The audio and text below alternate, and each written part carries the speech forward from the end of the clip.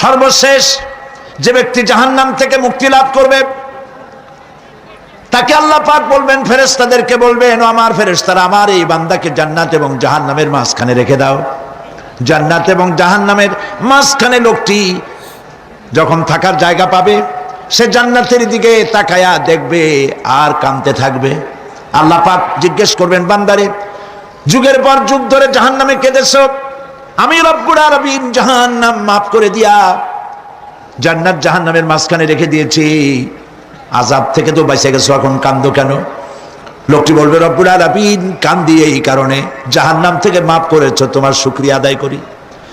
জান্নাত তো আমার কপালে নাই, কিসমতে নাই, কিন্তু জান্নাত আমি এখান থেকে দেখতে পাচ্ছি, জান্নাতের সুঘ্রাণ আমার নাকে আসতেছে, কপালে নাই যাওয়ার।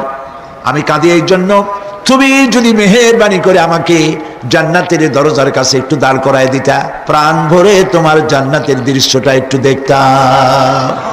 আল্লাহ পাক তার আরজি পূরণ করবেন, বলবেন যাও, ফেরেশতাদের বলবেন এর জান্নাতের দরজার কাছে দাঁড় করায় দাও। জান্নাতের দরজার কাছে দাঁড়িয়ে লোকটি আবার কান্না শুরু করবে। আল্লাহ পাক প্রশ্ন করবেন, এবার কান্দো কেন?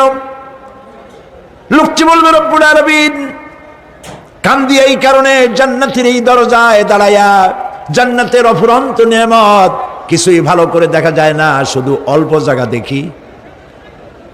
যদি তুমি আমারে দয়া করে জান্নাতের মাঝখানে দাঁড় করায় দিতা, চতুর্দিকে তাকায়া তাকায়া দেখা কলিজারে ঠান্ডা বানাইতাম। তবে আমি ওয়াদা করি, জান্নাতের কোনো নাজ নেয়ামত, কোনো ফল আমি খাবো না, ধরবো না, সইব না। একটুখানি মেহেরবানি করে মাঝখানে দাঁড় করাইয়া দাও, জান্নারে ঠান্ডা করি।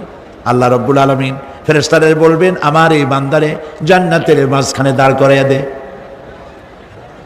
আল্লাহর নবী বলেন, জান্নাতের মাঝখানে দাঁড়িয়ে লোকটি আগের চাইতে আরো জোরে চিৎকার মেরে কাঁদতে থাকবে।